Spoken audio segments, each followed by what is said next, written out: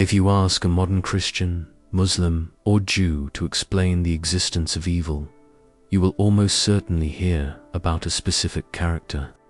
He has many names: Satan, the devil, Lucifer, Iblis, the enemy. He is the cosmic antagonist. He is the force that opposes God, tempts humanity, and introduces suffering, death, and sin into the world. He is the bad guy in the cosmic movie. For most believers, this figure is an absolute, eternal reality. They assume he has been there from the very beginning, lurking in the Garden of Eden, fighting a war against heaven that has lasted since the dawn of time. But if you pick up the Hebrew Bible and read it chronologically, you notice something disturbing. He isn't there. For the first half of the Bible, there is no devil. There is no cosmic enemy battling God. There is only God. And he takes credit for everything: the good, the bad, the light, and the darkness. And then, suddenly, halfway through history, the bad guy appears. He steps out of the shadows during the period between the Old and New Testaments, and by the time Jesus arrives, he is everywhere. So, where did he come from? Did the Jewish people discover the devil, or did they import him? Historians of religion point to a specific moment in history, a moment of trauma and exile, when the Jewish people came into contact with a foreign empire and a foreign religion. A religion that didn't believe in one God, but in two. Today, we are traveling back to ancient Persia. We are going to trace the origins of the cosmic war. Did the Jews invent the devil, or did they borrow him from Zoroaster? To understand why the devil was invented or discovered, we first have to understand the theology of ancient Israel before the exile pressing to 6 BCE. Ancient Israelites were monotheists. They believed Yahweh was the supreme power, and strict monotheism has a logical problem: the problem of evil. If there is only one God, and he is all-powerful, then he is responsible for everything, not just the sunshine and the rain, but the plagues, the wars, and the deaths of children. You cannot blame a devil if the devil doesn't exist yet. The early biblical writers didn't shy away from this. They embraced it. Amos 3-6. When disaster comes to a city, has not the Lord caused it? 1 Samuel 16:14. Now the Spirit of the Lord departed from Saul, and a harmful spirit from the Lord tormented him. And the ultimate statement in Isaiah 45:7, I form light and create darkness, I make well-being and create calamity. I am the Lord who does all these things. In this early worldview, God is not just good in the modern, nice sense. He is holistic. He is the source of all reality. He is dangerous. He sends the flood. He hardens Pharaoh's heart. The Satan figure, as we discussed in a previous video, is just a loyal prosecutor in God's court job, not a rebel. This one cause theology works fine as long as you are winning. But in 586 BCE, the Jewish people lost everything. The Babylonians destroyed Jerusalem, burned the temple, and dragged the people into exile. This created a theological crisis. How could a good God do this to his own people? If God is the only power, then God is the one abusing them. The one-cause universe became emotionally unbearable.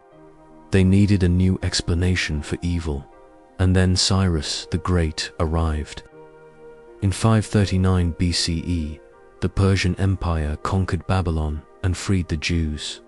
For the next 2 centuries, the Jewish people lived under Persian rule. They did business with Persians, worked in Persian courts, and encountered Persian religion.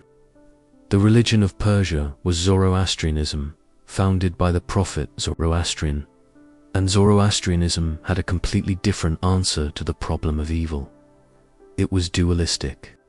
Zoroaster taught that the universe was a battlefield between two uncreated, equal, and opposite forces. One, Ahura Mazda, the wise Lord, the god of light, truth, and order. He is entirely good.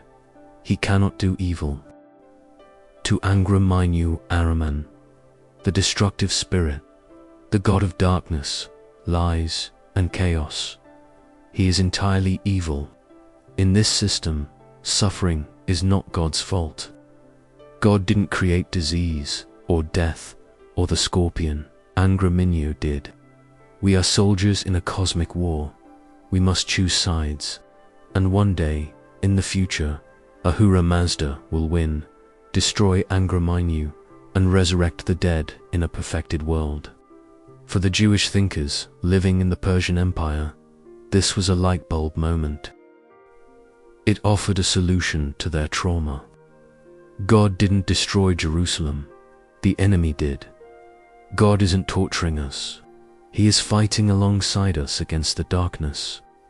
The Jewish scribes didn't become Zoroastrians. They stayed monotheists. But scholars argue that they adopted the architecture of Persian theology to upgrade their own. They began to develop what scholars call modified dualism. They kept Yahweh as the supreme God, but they demoted the bad stuff to a new, lower management figure.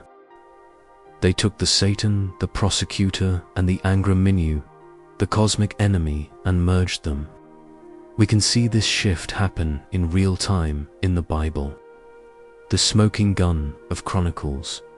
There is a famous discrepancy between two accounts of the same event in the Bible. 2 Samuel 24:1, the anger of the Lord burned against Israel, and he incited David against them, saying, "Go and take a census." 1 Chronicles 21:1, Satan rose up against Israel and incited David to take a census. Do you see the edit?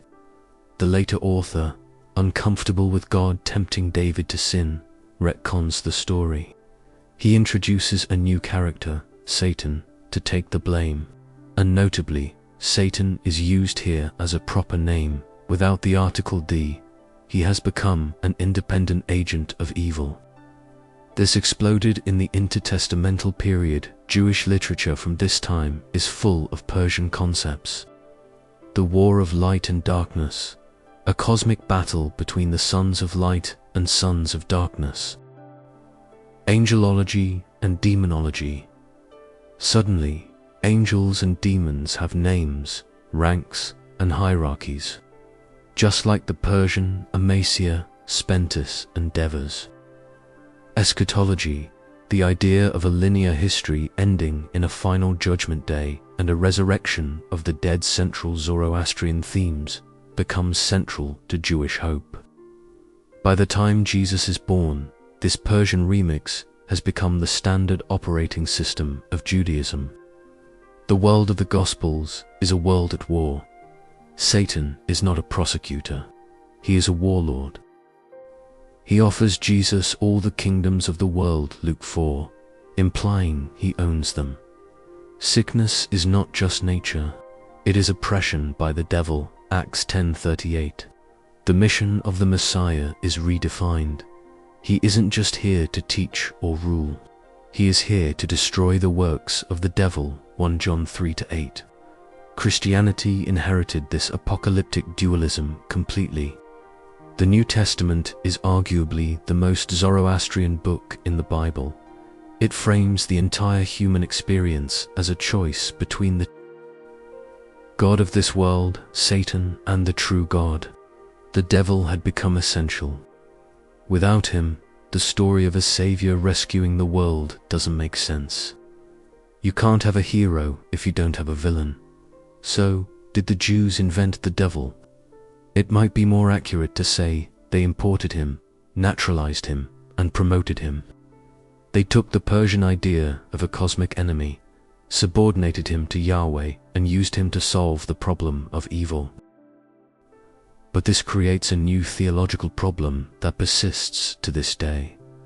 If God is all-powerful, why does he let Satan exist? In Zoroastrianism, it makes sense. The good God can't stop the bad God yet. They are equal rivals. In Christianity, Judaism, God created Satan. God allows Satan to rule. By importing the devil, we solved the God is mean problem, but we created the God is weak or God is complicit problem. If God allows the devil to run a concentration camp, is God responsible for the camp? This tension between the sovereignty of God and the war against Satan, New Testament, is the central tension of Christian theology. So we are left with a fascinating history. The devil is not a static character. He evolved. He grew from a loyal lawyer into a cosmic tyrant, gaining power exactly when his people lost theirs. This brings us to the final debate. On one side, is the devil a human invention? Is he a psychological defense mechanism created by a traumatized people to protect their image of a good God? Did we invent the bad guy so we wouldn't have to be angry at the good guy? Is Satan just the name we give to the random cruelty of the universe to make it feel like it has a purpose on the other side? Or was this progressive revelation? Did God use the Persian exile to teach his people the truth about the spiritual war? Was the one-cause theology of the early Israelites a simplified lesson for spiritual children, and the cosmic war theology a mature lesson for adults? Did the Persians just happen to get it right first? Is the devil a lie we tell ourselves to feel better, or a monster we finally learned to see? Let me know your thoughts on this history of evil in the comments below. If you found this deep dive into the origins of our darkest myths fascinating, please hit that like button and subscribe for more content that uncovers the real stories behind our beliefs. Thanks for watching.